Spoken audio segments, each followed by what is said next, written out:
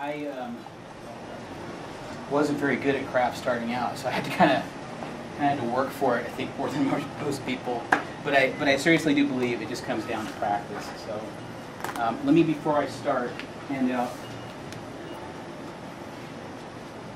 one for myself here.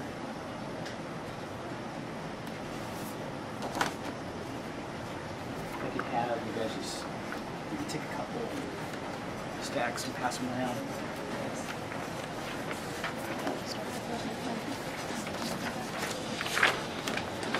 I like food. They like food too, the people that just walked in. I love food. I like food as a metaphor. Actually, I like food for real. But I like it as a metaphor too. If you just walked in, there's some handouts. Holy smokes, this class just walked in. This is Jonathan's? This is something about extra credit too. Oh, that's for Jonathan's class. Sure. Yeah, not for my class. You gotta go second Tuesday for extra credit. All right, so there's these little things that are getting passed around, and I call this craft recipes. Okay, so you know, any of you cook? Any cook? How do you know how to cook? Google. Don't eat at his house. Well, there's good stuff on there. How many of you had parents that helped you learn how to cook? Okay. Me too. Me too. I would watch my mom and my dad cook. My dad cooked a lot, and consequently, I cook a lot in my own house. My wife likes to do dessert. I like to do all of the dinner cooking, so that's why I eat so much. But anyway, I came up with this little. It's not necessarily a step-by-step, but maybe some things to keep in mind, like best practices that I've found for myself, and I'm sure you're going to find for yourself as time goes on. I think what's really cool about craft is that everybody, you know, there's a way you've learned it from your teacher, and then there's a way that you found for yourself that perhaps works better, or a certain tool that you found. Let me go get that music real quick. Let's start at the top. Tools and materials. I can tell you what I use, and you may have some personal favorites.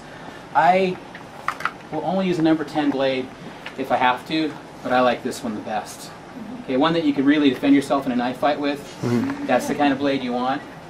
I always carry around in my little craft container alcohol swabs so I can clean off my stuff, because I get stuff grimy, and so to get off stuff and have it dry off quickly, I usually wipe it down with alcohol swabs and get them at your local drugstore. Quality of the tools. This is an X-Acto blade. This is another brand, and I think I have another one lying around here somewhere, hopefully that I'm not going to sit on. But you know, you should usually get what you pay for.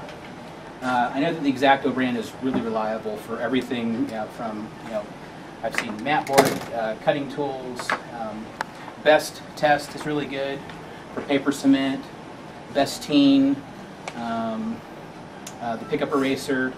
So it's good to go with brand names. You know, you try things here and there and you find out that either something works better or it was a mistake to buy it. So I would just say test out stuff. And some things it's going to matter if you have the best thing, and some things it's not going to matter. Okay? This Utrecht Bristol I find perfectly acceptable. It's nice plate Bristol.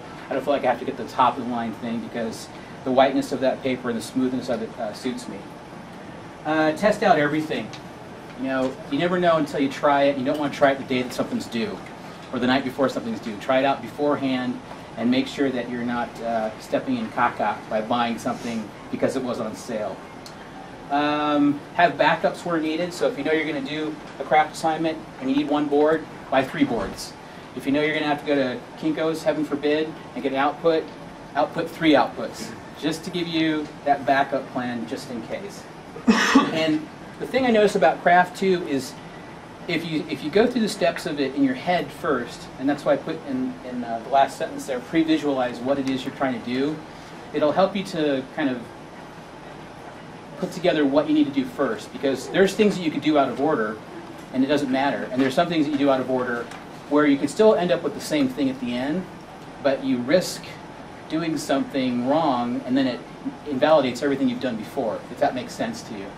Okay, so we're going to do a little project today where we're going to mount something on a board, we're going to cut out some board, I'm going to talk about cutting out pieces of paper, double mounting things, and then we're going to play with some rubber cement. But first, let me go ahead and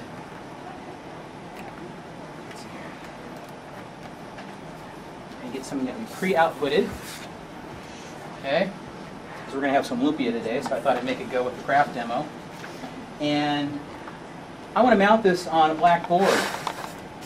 The only problem is, if per se, this paper were too thin, I don't want that showing through. And so what you typically do is you'll double mount the piece before you crop this out and mount it on top of this, just in case. Now, this probably could work and it might be okay, but just say for argument's sake, we're going to try to double mount it anyway.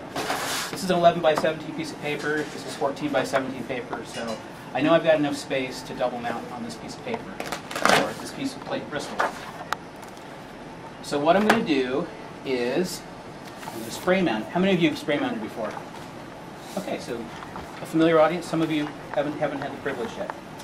I like to use Super 7.7, and there's different ones out there. There's I think I list on there Photo Mount, Spray Mint, and Super 7.7. There's another thing called Spray Mount that for some reason everybody likes to use, but it's repositional, which means you can lift it up and put it back down. That's what they say. But have you ever used Spray Mount and been able to lift something up and put it back down nicely? It doesn't happen.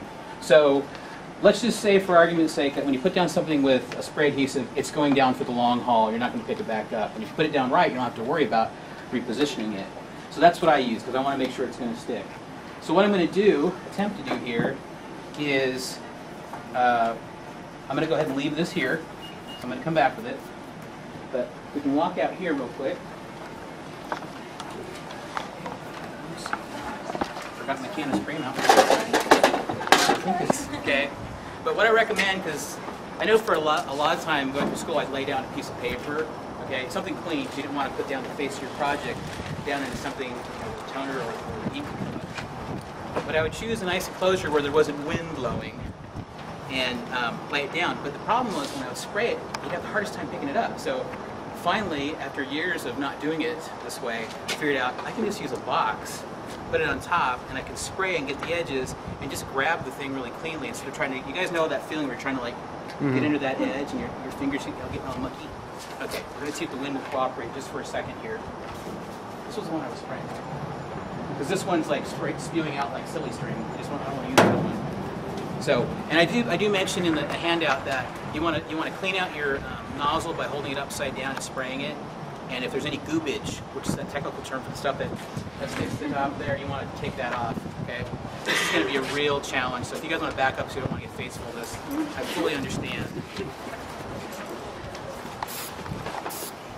Now, I'm being sparing, but usually what I would do is I go tss, tss, tss, sound effects, tss, tss, tss, just to make sure I've gotten everything, okay? Wind, hold back for a second. Okay, I used to do it in circles, but I noticed you kind of miss things when you do it in circles. Okay, now